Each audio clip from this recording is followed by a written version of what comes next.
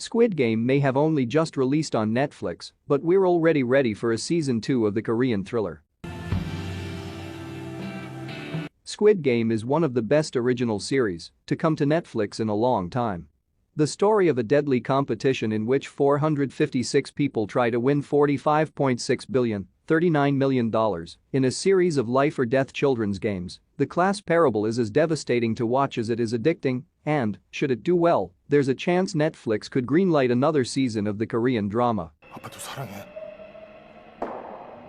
While there has been no official word yet on if a second season will happen, given Netflix's growing presence and investment in Korea, it's a definite possibility, especially given the possible continuing story setups teased in season 1. Here are a few directions a Squid Game season 2 could go. International edition. In episode 7, VIPS, we learn that the game we have been watching is not the only one of its kind. One of the men who comes to watch the competition in person mentions that the game in Korea is the best this year, implying that the games are happening all over the world.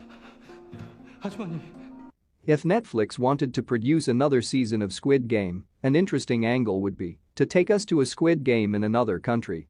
Season 1 is a Korean production through and through, and its storytelling is based in the country's culture.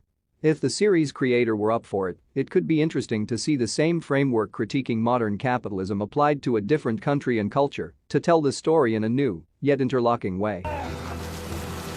Squid Game Season 2, the period piece. We know from Hwang Joon-ho's investigations into the Squid Game that the global gambling ring has been going on for decades, at least as far back as 1988.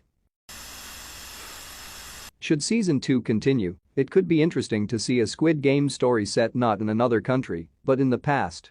If Squid Game's underlying goal is a critique of the system we all live in, what would that look like at an earlier point in our history? And how might Oh Il-nam, revealed to be one of the masterminds behind the game, come into play? In the future, hear me out, Squid Game, but in space. Okay, it doesn't have to be space, but Squid Game could choose to move not into the past, but the future with its premise. What will this disgusting display of wealth and power look like decades or centuries from now, on another planet? The possibilities are endless. Honestly, of the ideas I've outlined, this is the least interesting to me, at least on the face of it.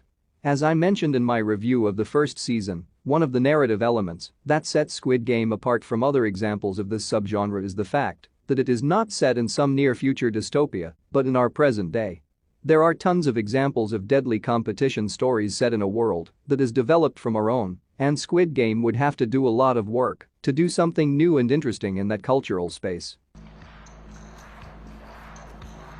A continuation of Gi-hun's story. If we do get another season of Squid Game, it could of course pick up where season 1 left off, with Gi-hun deciding not to board a plane to Los Angeles to see his daughter, but instead to seek vengeance against those who created Squid Game for sport.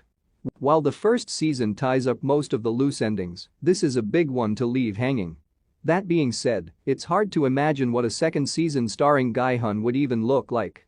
While he now has access to wealth, it isn't comparable to the resources of those who create and play the game. It's hard to imagine what Gi-hun could do to bring down Squid Game, because it is part of a larger, corrupt and unequal system. That's kind of the point.